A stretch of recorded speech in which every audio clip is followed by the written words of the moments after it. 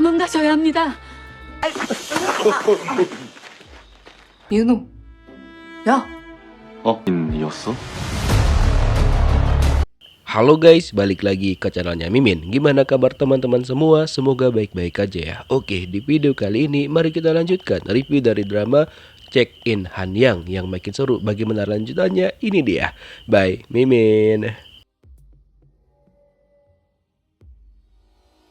Sebelum Hong Duk-soo mengarahkan pedangnya kepada Puan Sol, sebenarnya Puan Sol pengen menjelaskan semuanya kepada Hong Duk-soo bahwa anggapan Hong Duk-soo selama ini adalah salah besar karena Puan Sol tidak mungkin memiliki suatu keinginan untuk menghabisi nyawa mentornya sendiri, melainkan dia disuruh mentornya ataupun ayah Hong Duk-soo untuk melindungi Hong Duk-soo.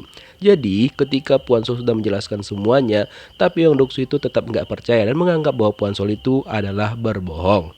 Makanya Hong Duk-soo mengarahkan pedangnya ke arah Puan Sol. Lalu biar Hong Duk-soo puas, ya kan, Puan Sol langsung memegang pedang tersebut sehingga bladnya menjadi berceceran. Namun ternyata Hong Duk-soo tidak berani menusuk Puan Sol, dia hanya menggertak saja. Seketika Hong Duk-soo langsung bimbang, kalau misalkan yang dibilang sama Puan Sol itu benar, maka dia bakal menyesal kalau misalkan dia itu menghabisi nyawa Puan Sol. Setelah itulah Hong Duk-soo memilih untuk pergi meninggalkan Puan Sol di sana. Dan ternyata anggapan-anggapan dari kita semua dan juga Hong Duk-soo selama ini tentang Puan Sol adalah salah. Namun dia sebenarnya adalah orang yang baik dan pengen melindungi Hong Duk-soo sesuai dengan pesan dari mentornya ataupun ayah Hong Duk-soo. Sementara itu Eun-ho pergi mampir ke tempatnya Hong Duk-soo dan dia mendapatin bahwa papan nama kasino yang bakal dibuka sama Hong Duk-soo tiba-tiba aja rusak dan juga terjatuh. Namun Eun-ho itu nggak berani masuk ke dalam karena dia tahu bahwa Hong Duk-soo itu sedang dalam keadaan yang kurang baik. Nah, Menteri Perang ternyata diberitahukan sama salah satu pengawalnya bahwa ternyata Eun-ho itu tidak sedang berobat, melainkan dia itu nggak sakit sama sekali dan dia ngerasa bahwa dia sudah dibohongin sama sang raja dan dia marah banget akan hal tersebut. Lalu tiba-tiba aja ada seseorang dari Yong Chunru yang menemuin dia dan melaporkan bahwa di Yong Chunru bakal dibuka sebuah kasino dan itu adalah sebuah pelanggaran karena tidak sesuai dengan hukum pada saat itu. Terus pas Hong Duk-soo bangun pagi dan teman-temannya datang di sana, dia nanya kok tiba-tiba aja plat tersebut udah tertempel di sana. Nah, Junhwa sama Gosura itu nggak tahu dan Eun-ho tiba-tiba aja bersin yang menandakan bahwa kemungkinan besar yang nempel itu adalah Lee Eun-ho. Bahkan tangannya sampai terluka karena memaku untuk menempelkan plat tersebut. Namun dia nggak mau ngaku kepada teman-temannya bahwa dialah yang memasangnya. Terus kan Menteri Perang itu protes kepada Puan Sol tentang pembukaan kasino di sana. Dan pada malamnya ketika Hong Duk-soo sudah melakukan pembukaan terhadap kasino tersebut, nah Menteri Perang tidak membiarkan hal itu terjadi. Dia bersama anggota-anggotanya langsung pergi ke sana bersiap dengan semangatnya untuk melakukan penangkapan di Yong Chunru. Dia berharap bisa menjatuhkan Chon Bang-ju juga sekalian. Yang ngelaporin nih bocil-bocil Luchnut ini dan mereka senang banget bahwa nanti Hong Duk-soo dan juga seluruh tingkat dasar bakal mendapatkan naas. Tapi ternyata Hong Duk-soo dan juga teman-temannya tidak segampang itu tertipu. Nah, mereka sudah merencanakan sesuatu karena mereka juga didukung sama Chon Bang-ju. Jadi ketika Menteri Perang sampai di sana, ternyata yang memainkan kasino tersebut adalah orang-orang tamu dari Qing. Bahkan mereka itu bukan tamu biasa, melainkan petinggi-petinggi dari Qing. Alhasil Menteri Perang datang ke sana cuma menanggung malu aja. Nah, karena dia nggak bisa menangkap mereka dan juga nggak bisa menghentikan semua itu, akhirnya dia pergi keluar dari sana. Benar-benar memalukan sekali. Bahkan dia juga diejek sama Chon Bang-ju. Nah, ketika itu kan Eun-ho nggak ada di sana dan dia memperhatikan Menteri Perang sudah keluar dan dia masuk lagi ke dalam kasino. Dan dia hampir aja keciduk sama Menteri Perang. Untung aja Menteri Perang tuh nggak curiga walaupun dia memang melihat orang yang mirip dengan Eun-ho di sana. 가는 뜻대로 되지 않으셨나 봅니다. Hong Duk-soo mengira bahwa semua itu adalah idenya Puan Sol, padahal sebenarnya yang ngelaporin pertama adalah bocil-bocil Luchnut musuh mereka. Dan kebetulan pada saat itu datang juga Chon Bang-ju. Dia memuji Hong Duk-soo dan mengatakan sesuai dengan janjinya bahwa dia bakal mengembalikan Hong Duk-soo kepada posisinya dan meminta Puan Sol untuk membimbing Hong Duk-soo. Sekalian juga dia sempat nyindir Puan Sol bahwa dia sudah tahu bahwa semua itu adalah kelakuan dari Puan Sol dan diam-diam di belakang Puan Sol itu berkhianat kepada dirinya. Padahal sebenarnya cerita yang aslinya yang belum diceritakan sama Puan Sol kepada Hong Duk-soo adalah dia emang gak bohong. Jadi kemungkinan besar yang melakukan penyerangan kepada orang tuanya Hong Duk-soo adalah Chon Bang-ju ini. Jadi pada waktu itu kan dia menemukan salah satu kunci milik ayahnya Hong Duk-soo.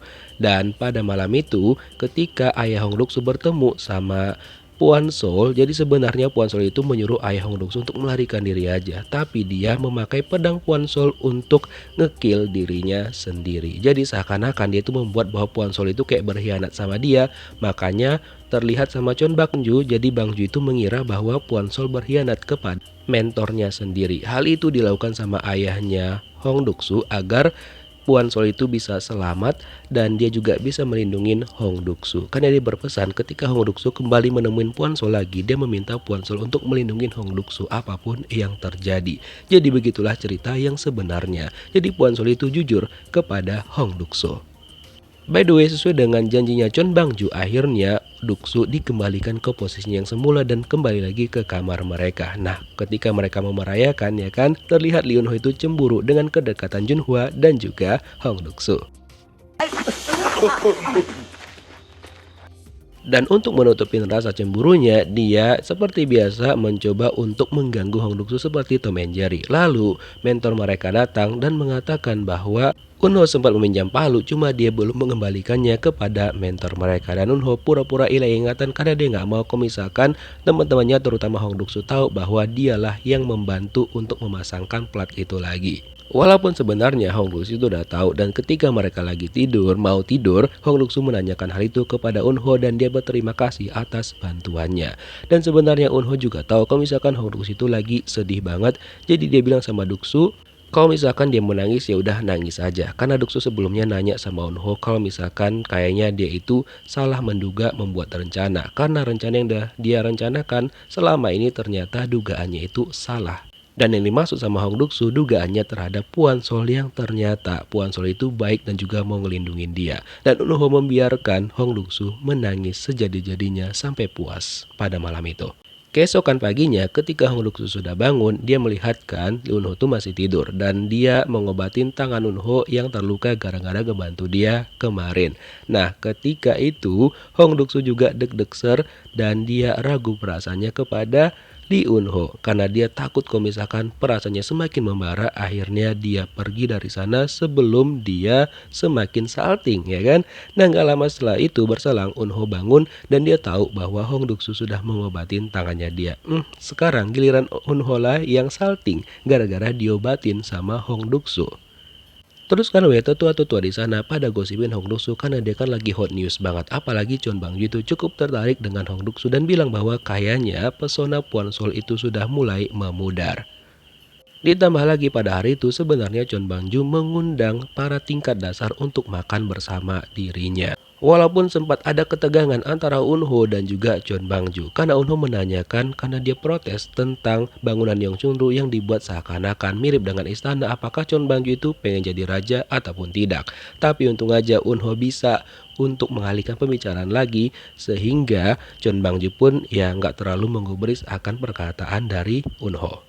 Setelah itu sekarang giliran Hong Duk-soo yang bertanya kepada Chon Bang-ju bagaimana dan kapan Puan Sol itu bergabung. Nah, Chon Bang-ju bilang iya dia bergabung mulai dari dibangunnya Yeongchunru ini. Dan ternyata Hong Duk-soo juga menambahkan bahwa dia memang pengen mencapai posisinya Puan Sol suatu hari nanti, dan itu membuat Chon Bang-ju ini semakin tertarik dengan karakternya Hong Duk-soo.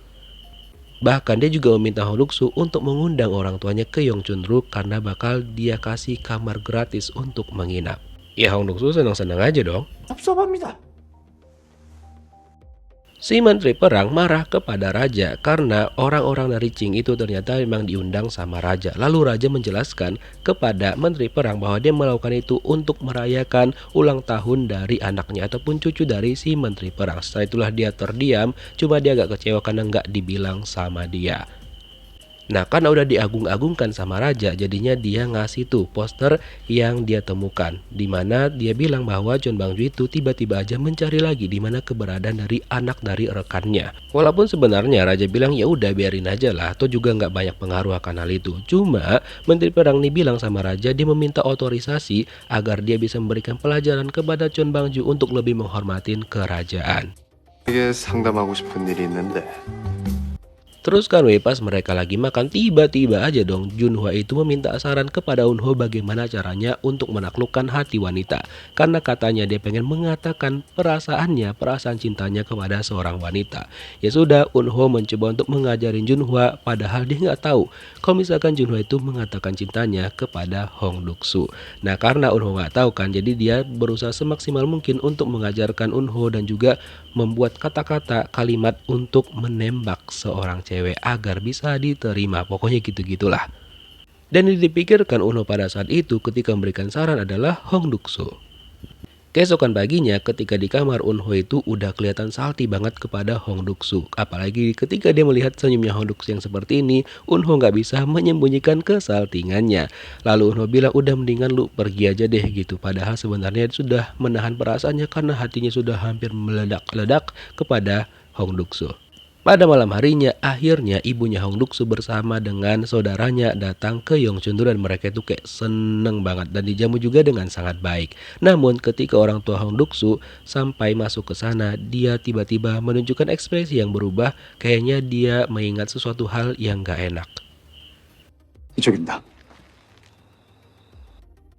Terus kan weh, ternyata Eunho itu menemukan rumah lamanya Hong Duk-soo yang dia huni bersama ayahnya melalui pengawalnya Eunho. Jadi pengawal itu menemukan rumahnya dan mereka masuk ke sana untuk melihat-lihat. Cuma Eunho bingung sebenarnya apa kejadian pada 12 tahun yang lalu. Dan setelah dia pikir-pikir lagi, Chon Bang-ju kan punya kunci tuh dan Hong Duk-soo juga punya kunci. Nah, harusnya itu kan kuncinya punya dari si pemilik rumah. Nah, disinilah Eunho itu langsung tersadarkan kunci itu dipunyain sama Hong Duk-soo dan dia langsung nebak bahwa Hong Duk-soo adalah seorang perempuan. Dan pada malam itu juga Junhwa akhirnya pengen mengatakan cintanya kepada Hong Duk-soo. Walaupun dia masih terbata-bata dan belum mau mengatakannya, dia cuma ngajak Hong Duk-soo pergi ke suatu tempat.